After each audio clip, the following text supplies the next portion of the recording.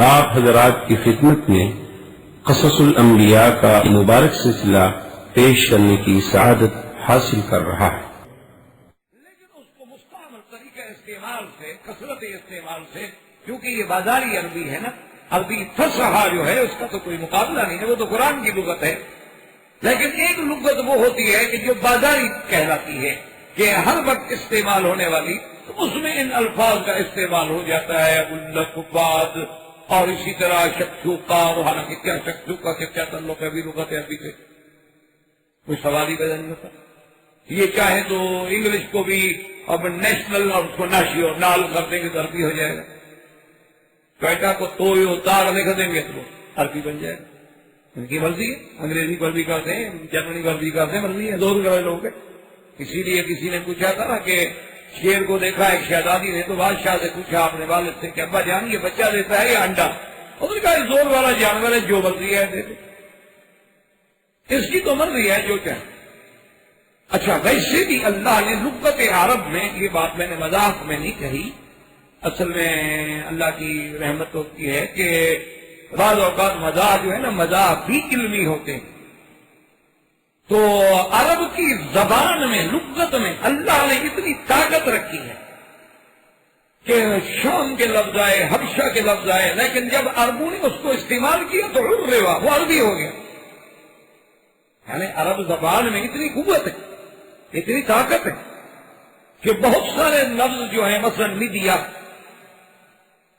یہ حبشے کا لفظ تھا، اصل میں میڈیا کہتے ہیں چھری کو جس سے آپ کاٹتے ہیں. اچھا اسی طرح کئی لفظ آئے تھے باہر سے، اور لیکن جب وہ عربوں نے استعمال کیے تو اس کو اہل لغت کہتے ہیں کہ لفظ تو اجمی تھا لیکن عربا، عربی بن گیا. عربوں نے استعمال کیا تو خلاص اجمیت ختم ہو گیا، وہ عربی ہو، کہ اس لغت میں زور ہے، اس میں طاقت. اور کیوں نہ طاقت ہو، اللہ کا کلام عربی میں ہے، حضور پاک عربی ہیں، اور مرنے کے بعد تو برزخ سے ہی عربی شروع ہو جائے گی. من ربک ما دینک ما تقول فی اتحاد الرجل عربی، سب عربی بولیں گے. اب چاہے نہ بولو، وہاں ڈنڈے سے بولنی پڑے گی. اور جنت میں بھی عربی ہوگی، وہاں تو آپ کی انگریزی شنگریزی چلے گی نہیں. نیو ورلڈ آرڈر سے انشاءاللہ یہیں جلدی بہت اپنی مر جائیں گے. وہاں تو پھر وہی ایک ہی آرڈر چلنا ہے، اسی کا الحکم الا. تو اب جناب یہ ارم بھی کہلاتے تھے اور عاد بھی کہلاتے تھے. اچھا ارم کے بارے میں ایک بڑا تاریخی لطیفہ مشہور ہے. وہ کہتی ہیں کہ ارم جو ہے ایک ایسا شہر تھا جو جس کی دیواریں سونے چاندی کی تھیں، اور جس میں یہ تھا، اور وہ یعنی مدینۃ متنقلۃ، کہ وہ کہتے ہیں کہ ارم جو ہے وہ ایک ایسا شہر تھا کہ 10 سال تو ادھر ہے، 10 سال کے بعد جاؤ کسی دوسری جگہ چلا جاتا تھا. لیکن یہ جھوٹی روایات، اصل میں اس کی حقیقت ایسا کہا کیوں گیا، یوں سمجھے وجہ کیا ہے. کیونکہ کوئی جھوٹ نہیں بنتا، اس کا کچھ نہ کچھ تو ہوتا ہے. یہ الگ بات ہے کہ ہمیں ایک پل مل جائے تو ہم کباب کو بنا دیں، لیکن پہلے پل کو آخر ملے گا، کچھ نہ کچھ تو ملے گا. اس کی وجہ یہ تھی کہ قرآن خود کہتا ہے نا کہ یہ لوگ جو تھے، کہ ارم جو تھے، یہ ذات العماد، یہ خیموں میں رہنے والے تھے. اچھا اور دوسری جگہ قرآن کہتا ہے کہ ان کے بڑے بڑے محل تھے.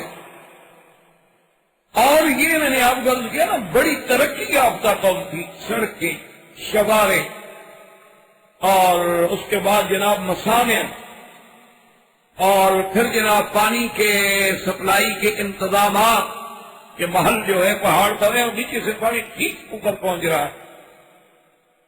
اللہ تبارک و تعالی نے قرآن میں باقاعدہ ذکر کیا ہے کہ تم ایسے ایسے مسانے بنا رہے ہو لعلکم تخلدون، کہ تم سمجھتے ہو کہ ہم ہمیشہ دنیا میں رہیں گے، اسی لیے تم کی چیزیں بنا رہے ہو. وَإِذَا بَطَشْتُمْ جَبَّارِينَ، اور بڑی جبار قوم، 60 ہاتھ تک اسی آدم علیہ السلام کے قد پہ چلے آ رہے. اور انہوں نے کیا کیا تھا کہ پہاڑوں میں اپنے گھر بنائے تھے، اور سہول وادیاں جو ہیں اس وادیوں میں وہ خیمے لگاتے تھے. اور وہ خیمے جو تھے وہ بھی ایسی چیز تھی کہ جن کا ذکر قرآن نے کیا، عام خیمے نہیں تھے. ان کے لیے پھر سڑکیں بن جاتی اور مارکیٹیں بن جاتی. یہی وجہ ہوتی تھی کہ جب باہر کے قبائل آتے وہ دیکھتے کہ یار یہاں پہ شہر آباد ہے. اچھا دوسرے دفعہ جو آتے 5 سال کے بعد وہ خیمے اس طرف لگ گئے، ادھر شہر آباد ہو گیا. انہوں نے کہا ہاں معلوم یہی ہوتا ہے کہ یہ شہر جو ہے یہ پھرتا رہتا ہے. کبھی ادھر ہو جاتا ہے کبھی ادھر ہو جاتا ہے، اصل وجہ اس کی یہ۔ اور وہاں بڑے بڑے پہاڑ بھی تھے، احقاف کہتے ہیں رمال یعنی ریت کے پہاڑ بھی، اور قوم جو ہے اتنی ہزارہ کے بعد، اتنی تمدن کے بعد اور خوبصورتی اور قوت میں، جس کو اللہ نے قرآن میں کہا ہے کہ وَاذْكُرُوا إِذْ جَعَلَكُمْ خُلَفَاءَ مِن بَعْدِ قَوْمِ نُوحٍ وَزَادَكُمْ فِي الْخَلْقِ بَسْطَةً۔ اللہ نے فرمایا یاد کرو میری نعمت، میں نے تمہیں نوح کے بعد بنایا، نوح کے بعد تمہیں خلیفہ بنا کے زمین میں آباد کیا، اور تمہیں ہم نے ایسی تخلیق دی، اتنی قوت دی، ایسے خوبصورت جسم دیے، ایسے سفید رنگ دیے کہ لوگ دیکھ کے قوم عاد کو حیران ہو جاتے تھے کہ یہ کہاں کی قوم۔ لیکن جب وہ بت پرستی میں مبتلا ہوئے تو اللہ کی رحمت جوش میں آئی۔ جب قومیں گمراہی کے غار میں گر جاتی ہیں، جب ظلمات شرک میں قومیں ڈوب جاتی ہیں، تو پھر اللہ کی رحمت بھی جوش میں آتی ہے۔ جیسے زمینیں مردہ ہو جاتی ہیں تو اللہ بارش برساتے ہیں، اور جب دل مردہ ہو جاتے ہیں تو اللہ اپنے پائی کی بارش کرتے ہیں اور نبی کو یہ پائے،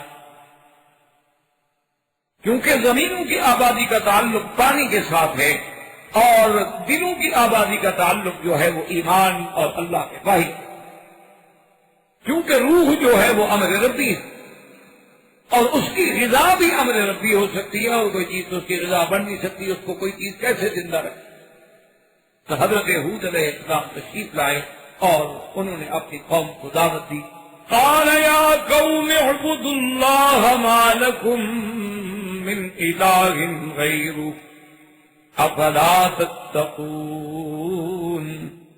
حضرت ہود علیہ السلام نے دعوت دی کہ اے میری قوم، یہ طرز تخاطب ہے انبیاء، حالانکہ وہ کافر ہیں، لیکن ان کو یہ نہیں کہا گیا کافرو، اے بت پرستو۔ اس میں دعوت انبیاء کا ایک اسلوب ہے کہ جب دعوت دیں آپ تو موعظہ اور حکمت کے ساتھ دعوت دیں، تاکہ دوسرے کو، اگر آپ نے پہلے ہی کہہ دیا کہ کافروں میری بات سنو، کیا مطلب میری بات کیوں سنے؟ حالانکہ اللہ کے نبی ہیں، پیغمبر، لیکن کیسے کہے کہ قال یا قوم اعبدوا اللہ، اے قوم اللہ کی عبادت، ما لکم من الہ غیرہ، جس کے سوا کوئی معبود برحق نہیں، افلا تتقون، کیا تم اللہ سے نہیں ڈرتے جس خدا نے تمہیں اتنی عقل دی، اتنی طاقت دی، قوت دی، ہزارہ دیا، محل دیے، تم اس کو چھوڑ کے ان بتوں کی عبادت میں پڑے؟ تو قصص انبیاء علیہم السلام سے ہمیں جو سب سے بڑا سبق ملتا ہے وہ یہ سمجھے کہ اللہ نے آخر یہ قصے کیوں بیان؟ ایک تو سب سے پہلے اس لیے یہ قصے بیان کیے گئے کہ ہمیں سمجھ آئے کہ اللہ کا دین ایک ہے۔ حضرت آدم علیہ السلام سے لے کر سیدنا محمد رسول اللہ علیہ الصلوۃ والتسلیم تک کوئی دین میں اختلاف نہیں، بنیاد ایک ہے۔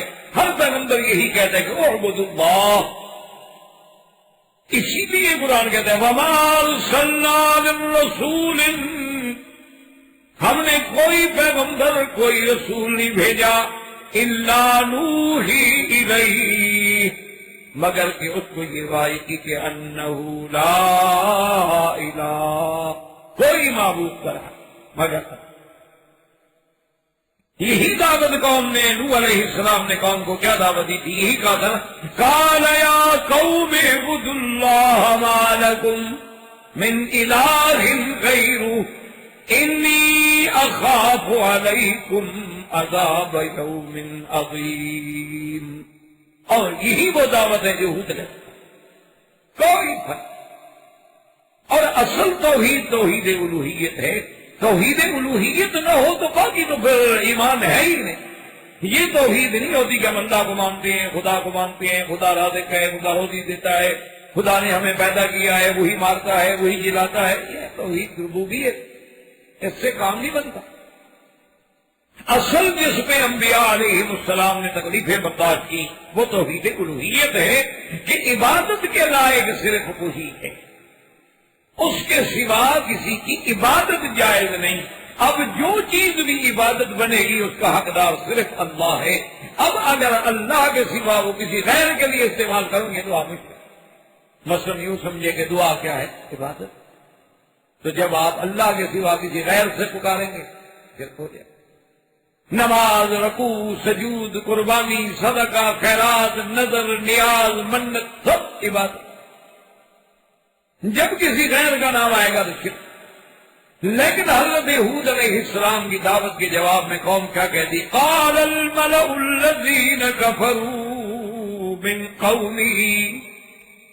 قال الملأ، ملأ کا معنی سردار، ملأ کا معنی ان کے بڑے بڑے لوگ. ان کو ملأ کیوں کہا جاتا ہے؟ علماء نے لکھا ہے کہ وہ جو بڑے لوگ ہوتے ہیں وہ مجلس کو بھر دیتے ہیں بیٹھنے میں. بڑا آدمی آگے جب بیٹھے گا تو آپ دیکھیں پوری مجلس بھری ہوئی ہوگی، اور لوگوں کے دلوں کو روب سے بھر دیتے ہیں کہ لوگ دیکھتے ہیں اور بیٹھا ہے یار بڑا آدمی بیٹھا. اس لیے ان کو ملأ کہا. قال الملأ الذین کفروا من قومه انا لنراک فی سفاہۃ وَإِنَّا لَنَظُنُّكَ مِنَ الْكَاذِبِينَ. دیکھو قوم کا انداز دیکھیں، نبی کا انداز بھی دیکھیں اور قوم کا انداز کہ اللہ کا نبی کو کہتا ہے کہ یا قوم ہے، یا قوم ہے، اور قوم کیا جواب دیتی ہے؟ کہتی ہے کہ ہاں اِنَّا لَنَرَاكَ فِي صَفَاحَةٍ، ہم نے دیکھا ہے، ہم نے سمجھ لیا ہے کہ نعوذ باللہ آپ سفیہ بے وقوف ہیں، تمہارا تو عقل ہی کوئی. اسی اور دیکھو یاد رکھو اللہ کے قرآن سے توجہ کر کے دیکھیں کہ بالکل عین یہی قوم جو نوح علیہ السلام کی قوم نے کیا کہا تھا، انہوں نے بھی یہی کہا تھا کہ قال الملأ من قومه انا لنراك في ضلال مبين. نوح علیہ السلام کو بھی قوم نے یہی کہا تھا کہ ہم سمجھتے ہیں کہ تم خود گمراہی خودی میں پڑے ہوئے ہو. اور نوح علیہ السلام کو جو کچھ قوم کہہ رہی ہے وہی قوم جو ہے وہ کہہ رہی ہے حضرت ہود نے. اور پھر آپ اندازہ کریں ہزاروں سال گزر گئے جب اللہ کے نبی سیدنا محمد رسول اللہ صلی اللہ علیہ وسلم نے قوم کو دعوت دی ایمان لانے کی، تو قوم نے کیا جواب دیا؟ لفظ بھی وہی وَإِذَا قِيلَ لَهُمْ آمِنُوا كَمَا آمَنَ النَّاسُ قالوا أنؤمن كما آمن السفهاء ألا إنهم هم السفهاء ولكن لا يعلمون. انہوں نے بھی بالکل وہی بات کی جب کہا گیا کہ ایمان لے آؤ جیسے صحابہ ایمان لائیں. کہا گیا عجیب بات ہے، اللہ کے نبی آپ ہمیں دعوت دیتے ہیں کہ من جیسے بلال کی طرح ایمان لے ہیں، صہیب کی طرح ایمان لے ہیں، زید کی طرح ایمان لے ہیں. نعوذ باللہ تو بے وقوف لوگ ہیں، مال کھانے کے لیے آپ کے ساتھ ملے ہوئے ہیں، نہ آپ کے پاس دولت ہے، نہ پیسہ ہے، نہ قوت ہے، نہ طاقت ہے، سرداروں کو چھوڑ کے بھاگ کے یتیم مکہ کے پیچھے چلے گئے. وہ عقل کی بات ہے تو پاگل ہے. یہی بات قوم ہود کہہ رہی ہے جی آپ کا تو عقل ہی کوئی نہیں، ہم ان کو چھوڑ دیں خدا ان کو.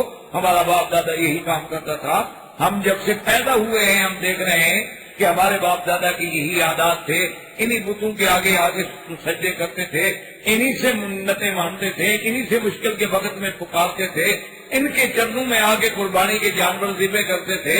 ہم ان کو چھوڑ کے ایک خدا کو ماننے بڑی عجیب بے وقوفی والی بات ہے. بھلا ایک خدا اکیلا سارے کام کر سکتا ہے؟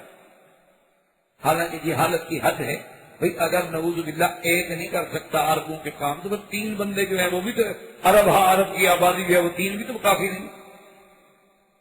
اچھا چلو 360 کا تو جو 360 آدمی جو ہے 20 کروڑ 50 کروڑ ایک ارب انسانوں کی آبادی کا کام کیسے کرنے کا؟ ایک جہالت تھی، ایک تعصب تھا، عصبیت تھی دماغوں میں چڑی ہوئی تھی بات کی تھی ہمارا باپ زیادہ یہ کرتا تھا اس کو ہم چھوڑ دیں. آج بھی آپ دیکھ لیں کہ جو جاہل قبر کی سجدے میں، قبروں کی عبادت میں، قبروں سے منتیں ماننے میں، قبروں پہ چڑھاوے چڑھانے میں، قبروں پہ جا کے سجدے کرنے میں لگے ہوئے ہیں، ان کے پاس کوئی دلیل تو کوئی نہیں. یہ کہ جی ہمارا باپ دادا کرتا آیا تھا، کوئی یہ آج کی بات تو نہیں ہے، یہ تو پرانا چلا. اچھا اب دیکھیں اللہ کے پیغمبر کا صبر دیکھیں کہ اللہ کے نبی ناراض نہیں ہوئے، بلکہ جواب میں صرف یہی کہا کہ قال یا قوم لیس بی صفاحۃ ولکنی رسول من رب العالمین. کیا بیوقوفی کا، میں بیوقوف ہوں؟ میں تمہیں جہنم سے نکالنا چاہتا ہوں، میں تمہیں بندوں کی اور بتوں کی عبادت سے نکال کے اس وحدہ لا شریک کے دروازے پہ لانا چاہتا ہوں، اور میں تمہارا خیر خواہ ہوں، تمہیں نصیحت کرنا چاہتا ہوں، تمہیں ہدایت کرنا چاہتا ہوں، تمہاری بہتری کے لیے تمہیں بلانا چاہتا ہوں. اور پھر تم اللہ کی نعمتوں کو یاد کرو. اللہ نے تمہیں اتنا بڑی طاقت دی ہے، صحت دی ہے، دولت دی ہے، اللہ نے تمہیں سمجھ دی ہے. ان سب چیزوں کا شکر یہ ہے کہ خدا کو چھوڑ کے غیروں کی عبادت کرو. اب جناب یہ ہے کہ انہوں نے جب حضرت نوح علیہ السلام، حضرت ہود علیہ السلام نے بار بار دعوت دی، تبلیغ کی، لیکن قوم جو تھی وہ اپنے کفر و شرک پہ اڑی رہی.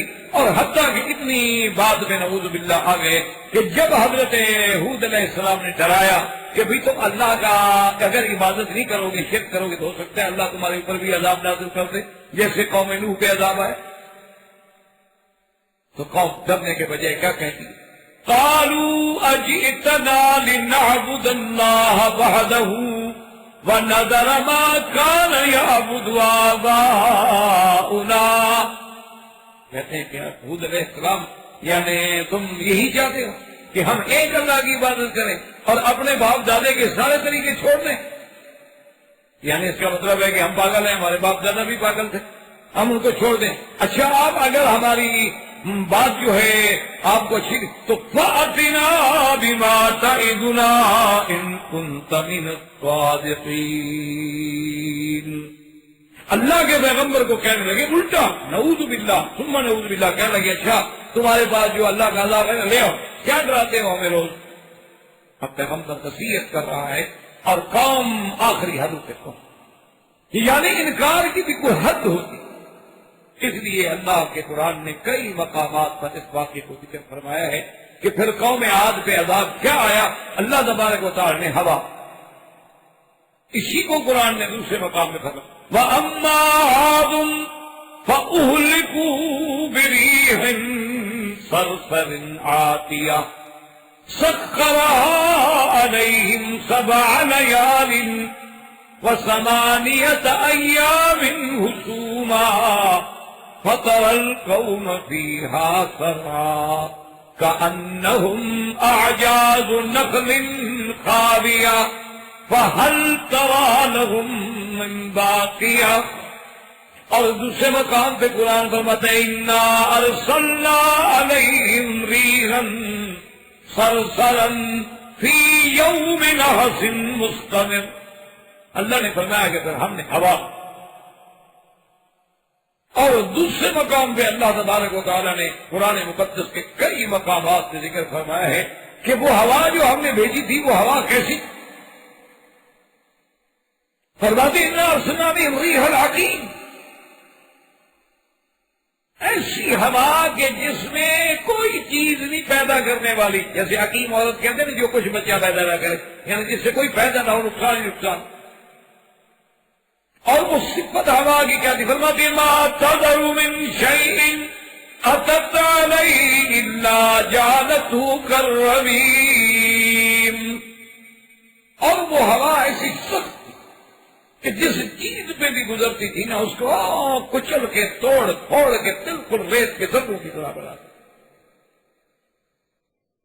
ایسی ہوا آئی، اور ہوا بھی ایک دن نہیں، 2 دن نہیں، سخر علیہم 7 لیال، 7 راتیں اور 8 دن متواتر ہوا.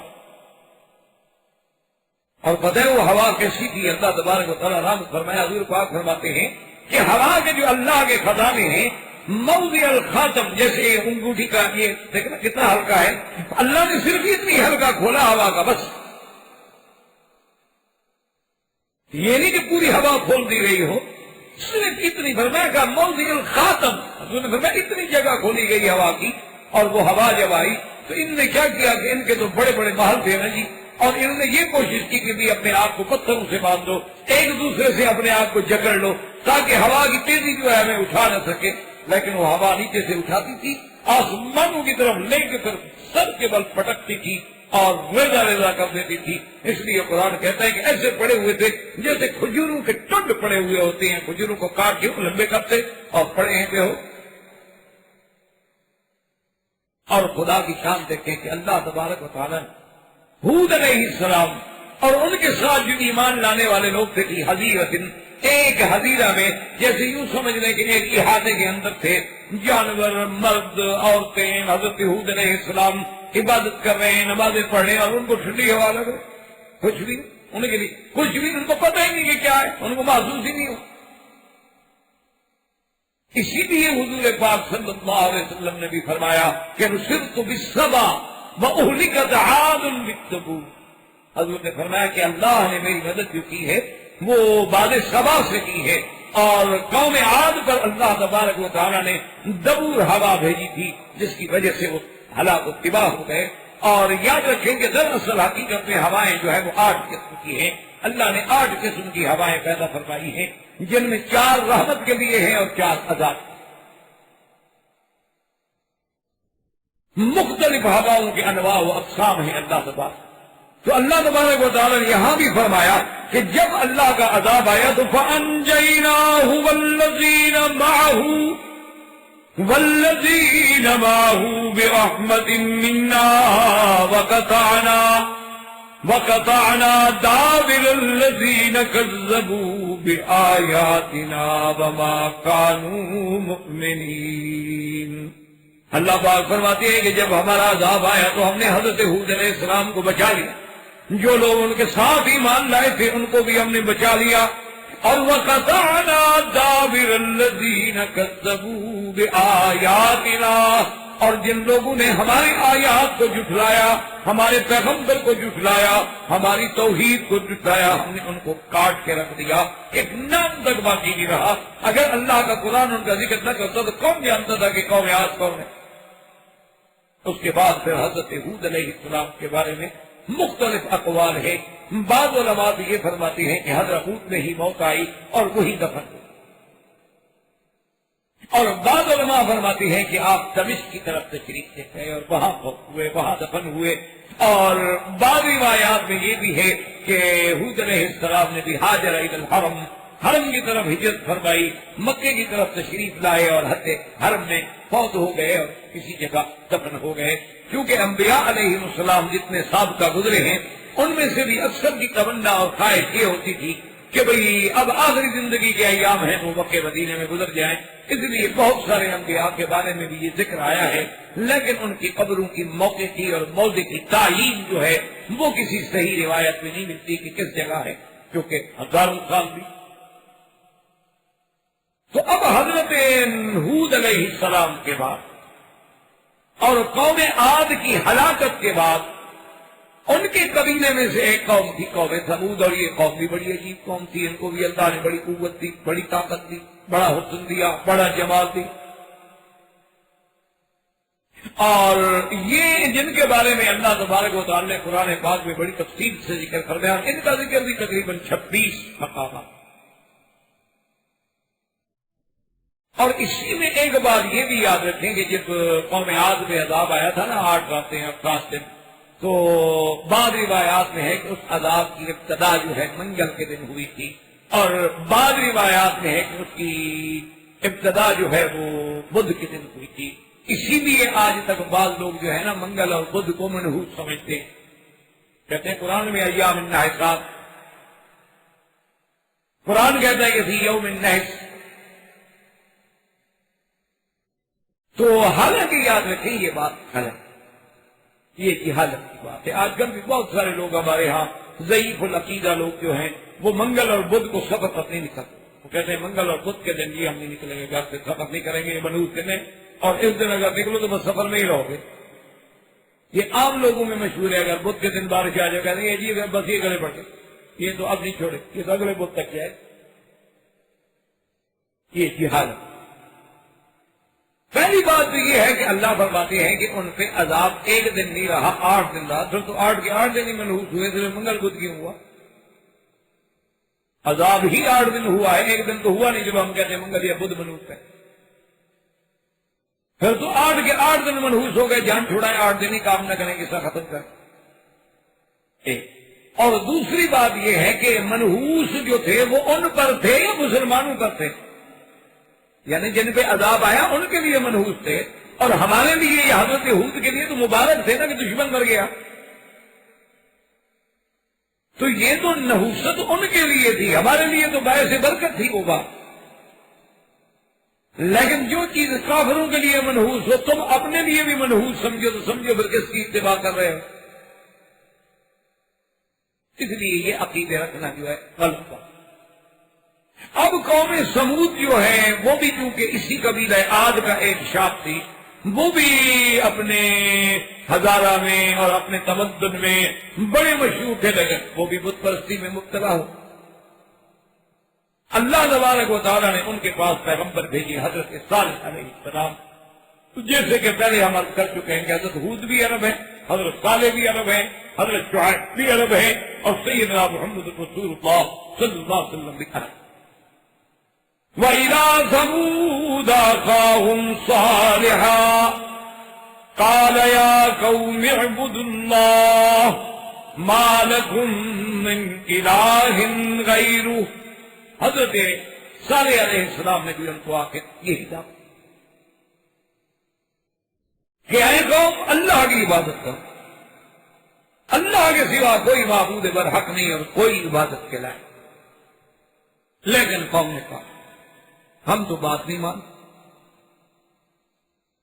اور اللہ کے پیغمبر نے ان کو اپنے معجزے کا ذکر کیا، اور پھر اللہ کے پیغمبر نے ان کو نعمتیں یاد دلائی کہ بندے کو نعمت یاد آئے تو کچھ تو احساس ہوتا ہے نا اپنے منہ میں حقیقی کو پہچاننے کا. جیسے آپ کسی آدمی کو کہیں دیکھو یار کمال کی بات ہے، میں نے آپ کو مکے بلایا، میں نے آپ کی نوکری کرائی، میں نے آپ کے ساتھ یہ کیا، کم از کم تم کچھ تو مہربانی کرو، میرے احسانات کا یہ بدلہ دو نا. تو اللہ کے پیغمبر نے تذکیر بالنعم کی کہ وَاذْكُرُوا إِذْ جَعَلَكُمْ خُلَفَاءَ مِن بَعْدِ عَادٍ وَبَوَّأَكُمْ فِي الْأَرْضِ تَتَّخِذُونَ مِن سُهُولِهَا قُصُورًا وَتَنْحِتُونَ الْجِبَالَ بُيُوتًا فَاذْكُرُوا آلَاءَ اللَّهِ وَلَا تَعْثَوْا فِي الْأَرْضِ مُفْسِدِينَ. اللہ کے پیغمبر نے کہا کہ ظالمو یاد کرو، اللہ نے قوم عاد کے بعد تمہیں ان کا خلیفہ بنا کے بھیجا، تمہیں زمین میں رہنے کی نعمت دی، اور پھر تمہیں ایسی قوت دی ہے کہ تم وادیوں میں بڑے اونچے اونچے قصر بناتے ہو، اور تمہیں اتنی طاقت دی ہے کہ تم پہاڑوں کو کھود کے پہاڑوں کے اندر گھر بناتے ہو. اتنی نعمت. اچھا وہ ایسا نہیں کرتے تھے جیسے آج کل بھی لوگ پہاڑوں کے مکان بناتے ہیں، پہاڑ کاٹ دیا مکان بنا لیا، یا پہاڑوں سے پتھر لے آئے ان کو پتھر لگا لگا. نہیں، وہ پہاڑوں کو کھود ڈالتے تھے ایسے فن کے ساتھ. یہ پہاڑ کھڑا ہے نا جی کھدائی ہو گئی، اسی کو کھودتے گئے، یہ کمرہ بن گیا ڈرائنگ روم ہے، یہ ڈائننگ روم ہے، یہ فلاں ہے، اسی پہاڑ کے اندر. تنحتون من الجبال، اتنی بڑی طاقت. اس لیے پیغمبر کہتے ہیں فَاذْكُرُوا آلَاءَ اللَّهِ وَلَا تَعْثَوْا فِي الْأَرْضِ مُفْسِدِينَ. ان نے کہا کہ جناب پیغمبر نے کہ اللہ کی نعمتوں کو یاد کرو، اللہ کی زمین میں فساد نہ کرو، خدا کا خوف کرو، اللہ سے ڈرو. اور حضرت صالح علیہ السلام نے جتنی دعوت دے سکتے تھے، جتنی تبلیغ کر سکتے تھے، رات دن دعوت دی، لیکن قوم اپنی ضد پہ اڑی. آخر میں حضرت نوح اور حضرت صالح علیہ السلام نے فرمایا کہ اچھا قوم کٹھی کر کے کچھ سوچو، کچھ عقل کرو، کوئی بات تو بتاؤ نا، کوئی فیصلہ کرو، چلو مل کر کوئی عقل کی بات کرو. تو انہوں نے جناب ایک میٹنگ کی، ساری قوم ان کی کٹھی ہوئی، بڑے بڑے قبیلے کے سردار کٹھے ہوئے. انہوں نے کہا کہ بھئی حضرت نوح علیہ السلام سے ہم کوئی نشانی مانگتے ہیں، یہ ہم میں سے ہیں، ہمارے قبیلے میں پیدا ہوئے ہیں، ہماری برادری کا آدمی کہتا ہے میں نبی ہوں. نعوذ باللہ، کا قرآن یہ کہتا ہے کہ کہنے لگے اَلْقِيَ الذِّكْرُ عَلَيْهِ مِن بَيْنِنَا بَلْ هُوَ كَذَّابٌ أَشِرٌ. نعوذ باللہ، کہنے لگے کہ یہ کیسی بات ہے کہ ہم میں سے ایک آدمی اسی پر ہی اللہ نے بائی بھیجی تھی، ہم اور کسی اور پہ کیوں نہیں بھیجی. حضرت صالح علیہ السلام کو اللہ نے نبی چننا تھا، کسی اور کو چن لیتے، کسی بڑے آدمی پہ واہی بھیج دیتے. نعوذ باللہ نعوذ باللہ، یہ تو جھوٹا ہے، اللہ پہ جھوٹ بول رہا ہے. اللہ تبارک و تعالیٰ کے پیغمبر یہ ساری باتیں سنتے اور سہتے رہے، برداشت کرتے رہے اور اپنی دعوت پہ لگے. اس لیے علماء نے لکھا ہے کہ صحیح معنی میں جو دینی جماعتیں ہوتی ہیں، آپ ان کی جتنی بھی مخالفت کریں وہ اپنے کام میں لگے. آپ نہ مانیں، آپ ان کو گالیاں دیں، آپ ان کو برا کہیں، آپ ان پر فتوے لگائیں، لیکن وہ آپ کی وجہ یہ ہوتی ہے کہ ان کو اپنی تو غرض کوئی نہیں ہوتی، ان کی غرض ہوتی ہے اللہ کو راضی کرنا. تو آپ جتنی ان کی مخالفت کرتے ہیں اللہ تو اور ان سے زیادہ راضی ہوتے ہیں، زیادہ ثواب دیتے ہیں. وہ کیسے کام چھوڑ دیں؟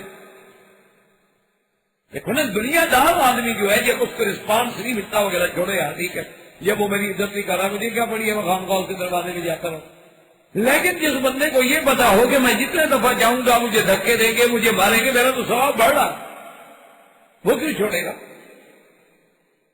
تو حضرت صالح علیہ السلام نے جب اصرار کیا، قوم میں میٹنگ کر کے انہوں نے کہا کہ اچھا جی آپ کے ساتھ ہمارا ایک مسئلہ ہے، تو یہ ہے کہ ہم آپ کی صداقت جانچنے کے لیے، آپ کی نبوت و رسالت کا امتحان لینے کے لیے آپ سے ایک معجزے کے طلبگار ہیں، لیکن وہ معجزہ جیسے ہم مانگتے ہیں نا اسی طرح ہو اور ہمارے سامنے ہو اور ہمارے آنکھوں کے سامنے مشاہدہ ہو.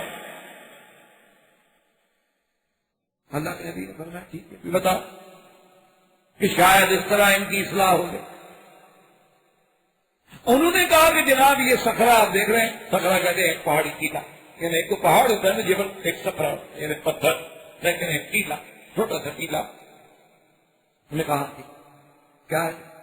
انہوں نے کہا جناب اس ٹیلے سے ایک اونٹنی نکل آئے. اچھا جی قوم کیا مانگ رہے؟ اس ٹیلے سے اونٹنی نکل آئے.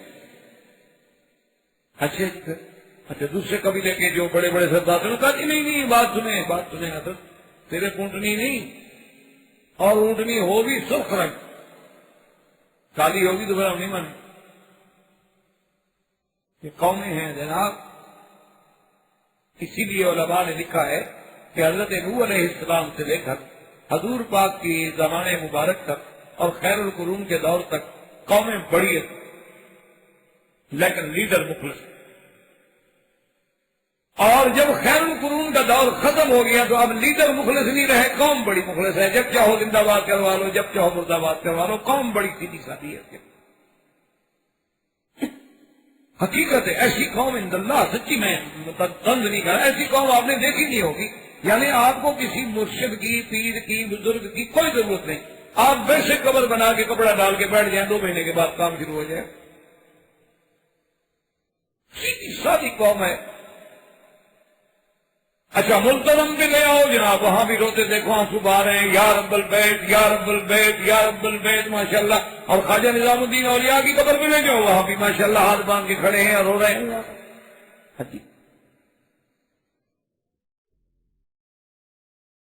پہلے قوم اتنی شدید تھی. انہوں نے کہا کہ اس صخرہ سے اونٹنی نکلے، دوسرے نے کہا کہ جناب اونٹنی سرخ ہو، تیسرا قبیلے کا سردار کھڑا کر نے کہا کہ نہیں صرف سرخ بھی نہ ہو، زخمہ بڑی موٹی. اچھا ایک اور قبیلے کا سردار کھڑا ہو گیا، اس نے کہا جناب صرف موٹی سادی نہ ہو بلکہ 10ویں مہینے کی حاملہ ہو، بس بچہ جننے والی ہو، کیونکہ ہم نے دودھ ہی پینا ہے نا، دوسرے روڈ نہیں دیکھنی تھوڑی ہے.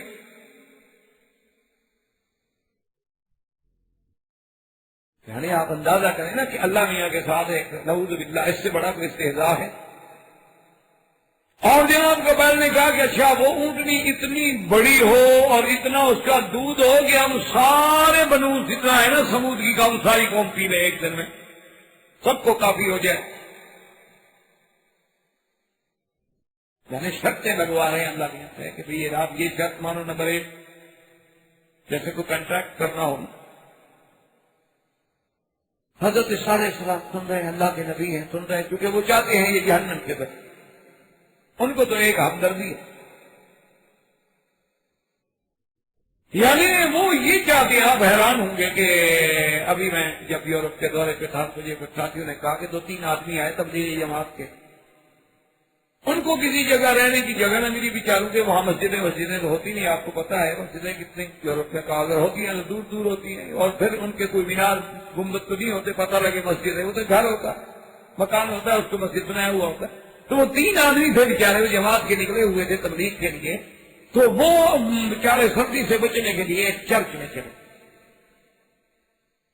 آگے وہاں کو پادری وادری تھے، ان کی انتظامیہ تھی، انہوں نے دیکھا کہ گاڑیاں ہیں، کپڑے چھتر، انہوں نے کہا کیا بات ہے؟ انہوں نے کہا سب سے پہلی بات یہ ہے کہ ہم آئے تو دین کی تبلیغ کرنے کے لیے ہیں، لیکن رہنے کا کوئی ٹھکانہ نہیں، اور یہاں قریب میں کوئی ہوٹل، اور ہم زیادہ زبان بھی کم سمجھتے ہیں، صرف ایک آدمی ہے ہم میں سے جو زبان جانتا ہے، اگر مہربانی کرتے ہیں ہم رات یہاں گزار لیں۔ انہوں نے کہا کوئی بات نہیں، آپ رات گزاریں، لیکن ایک شرط ہے کہ بھئی ہمارے اس چرچ میں آپ نے مذہب کی تبلیغ نہیں کرو گے، رہو آرام سے، ہم تمہیں کمرہ دیتے ہیں، جگہ دیتے ہیں، تمہارے کھانے پینے کا بھی کر دیتے ہیں انتظام، لیکن تم یہاں تبلیغ نہیں کرو گے، باہر جا کے جو مرضی ہے کرو۔ انہوں نے کہا بھئی ہم نے تو رات گزارنی ہے، کل ہم نکل جائیں گے، بابا آپ رات کو کس کو تبلیغ کریں گے؟ اندر کوئی ہے گرجے میں؟ ویسے کوئی آتا ہے؟ اللہ کا شکر ہے ویسے خالی پڑے ہوئے ہیں، تبلیغ کس کو کریں گے؟ وہ تو اتوار کے دن کچھ بیوقوف ہوتے ہیں، 2-4% آ جاتے ہیں، ورنہ گرجے میں ہوتا ہے کیا؟ وہ تو لطیفہ بن گیا نا، ایک دفعہ میں نے سب ساتھیوں سے کہا کہ اس لفظ کو ذرا آرام آرام سے ادا کرو، گر جا، تو ان کا تو مقدر ہی ہے انشاءاللہ، یہ تو اب گر جا، یہ تو گیا، اسی لیے اللہ کی رحمت سے دیکھ رہے ہیں اور مسجدیں بن رہی۔ خیر بہرحال جناب وہ ٹھہر گئے، وہ جب آئے تو صبح کو پادری کے پاس گئے، انہوں نے کہا جی آپ کی بہت مہربانی کہ ہم نے بڑی آرام سے رات گزاری، اتنی سردی، وہاں اگر کمرہ نہ ہو اور ہیٹنگ کا سسٹم نہ ہو تو بندہ تو مر جائے، فریز ہو جائے۔ انہوں نے کہا جی آپ کی بہت بڑی مہربانی ہے، ہم آپ کے بڑے شکر گزار ہیں، اور اس نے کہا بھائی تم نے کتنا دن رہنا ہے اس علاقے میں؟ انہوں نے کہا ہم نے رہنا تو 3 دن ہے۔ انہوں نے کہا 3 دن یہاں رہو، تم باہر جا کے تبلیغ کرو، گشت کرو، تبلیغ کرو، جہاں مرضی آئے جاؤ، جو مرضی آئے کرو، لیکن بس جب یہاں کوئی لوگ آئے ہوئے ہوں نا تو پھر باہر۔ انہوں نے کہا جی ہم نے کرنی نہیں، ہم باہر جائیں۔ انہوں نے کہا ٹھیک ہے، 3 دن لگا۔ اب جناب وہ پادری کو کچھ یعنی ایک تشویش شروع ہو گئی کہ بھئی میں دیکھوں کرتے کیا ہے۔ اب جناب وہ آئے، دیکھے رات کو کہ 3 بندے سجدے میں گرے ہوئے ہیں اور رو رہے ہیں بے تحاشا، اور جناب ان کی زبان پہ بار بار پادری کا نام آتا ہے کہ اللہ میاں اس کو جنت بھیج دے، اللہ میاں اس کو جنت دے دے، ہم کو اس میں جگہ دے، اللہ میاں تو بھی تو اس کو جنت میں جگہ دیتے نا، وہ دشمن ہو کے ہمیں جگہ دے رہا ہے، تو مہربان۔ اب اس نے سنا کہ بار بار میرے نام پر لگے ہوئے ہیں، میرے ساتھ ان کو کیا ہو گیا۔ وہ جب صبح کی نماز پڑھ کے بیٹھے تو خیر کو چلا گیا، اس نے پوچھا کیا بات ہے، کیا کہہ رہے تھے؟ انہوں نے کہا تمہاری ہدایت کے لیے دعائیں مانگ رہے تھے۔ انہوں نے کہا تمہیں میرے ساتھ کیا ہمدردی ہے؟ انہوں نے کہا انسان ہو، ہمارے بھائی ہو، آدم کی اولاد ہو، ہمدردی کیوں نہیں؟ ہمیں تو ہمدردی ہے۔ انہوں نے کہا اچھا یہاں اور بھی تمہارا کوئی کام ہے؟ اس نے کہا دیکھ لیا ہے تم نے 3 دن، اور کیا کام ہے؟ ہم تو اس لیے نکلے ہوئے ہیں کہ یہ امت جو ہے کسی طرح جہنم سے بچ جائے۔ یقین کرے کہ 3 دن کے بعد وہ پادری مسلمان ہو گئے، اس نے اپنے پورے خاندان کو اسلام کلمہ پڑھوایا۔ تو اللہ تبارک و تعالیٰ کی دعوت میں تو برداشت کرنا پڑتا ہے۔ تو حضرت نوح علیہ السلام نے بھی، حضرت صالح علیہ السلام نے بھی فرمایا کہ ٹھیک ہے کہ آپ نے دعا مانگی، اللہ نے اونٹنی ظاہر، اور حکم ہو گیا کہ ہذہ ناقۃ اللہ، یہ اللہ کی اونٹنی ہے۔ کیوں؟ اونٹنی سے تو پیدا نہیں ہوئی نا، شان کن فیکون سے پیدا ہوئی۔ اور آپ نے فرما دیا کہ اے قوم دیکھو، ہذہ ناقۃ اللہ ولا تمسوها بسوء، خبردار اس کو کچھ کہنا نہیں، چھیڑنا نہیں اس کو۔ اور یہ بھی دیکھ لو کہ لہا شرب ولکم شرب یوم معلوم، ایک دن پانی جو ہے اونٹنی پیے گی اور ایک دن تم پیو گے۔ جب اونٹنی پانی پیے گی تم دودھ پیو گے اونٹنی کا۔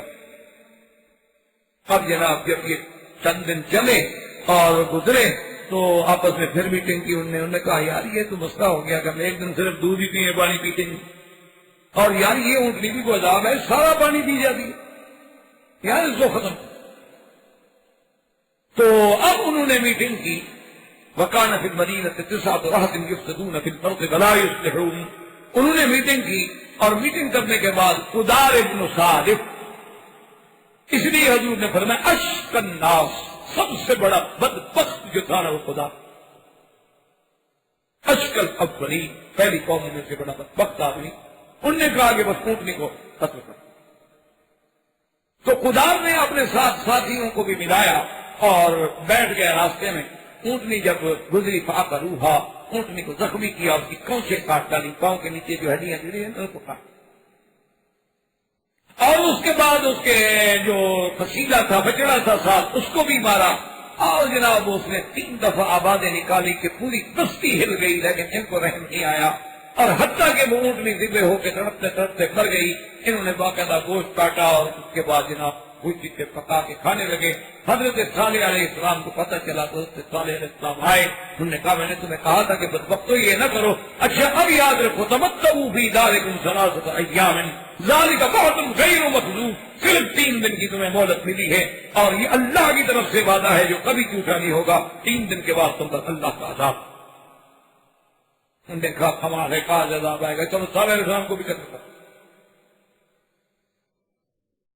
قالوا تقاسموا باللہ، قسمیں اٹھا لی، لنبیتنہ، ہم رات کو جا کے اس کو اور اس کے اعلی خاندان کو قتل کر دیں گے، لیکن خدا کی شان ہے جب قتل کرنے کے لیے آئے اللہ نے ایسا روک ڈالا کہ بھاگ گئے۔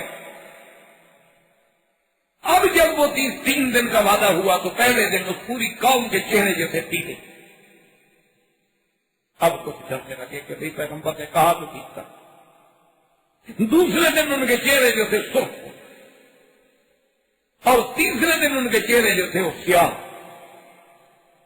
اب ان کو سمجھ آ گئی کہ ہاں بالکل جو بات تھی نا وہ پوری ہونے والی ہے، ہم نے واقعی بہت بڑی زیادتی کی ہے، لیکن اب کیا ہو سکتا تھا، اب تو عذاب نازل ہونا شروع ہو گیا، اور پھر ایک عذاب نہیں آیا ان پر، قرآن پاک کہتا ہے کہ ان پر رجفہ آیا، رجفہ کہتے ہیں زمین کا زلزلہ، اور صاعقہ بجلی جیسے اوپر کی آتی ہے بجلی کڑکتی، صاعقہ آیا، اور آخری عذاب جو تھا فأخذتهم الصیحۃ، ایک صیحہ آیا، ایسی آواز تھی کہ اس کے بعد جتنے کے سب کے سب ختم۔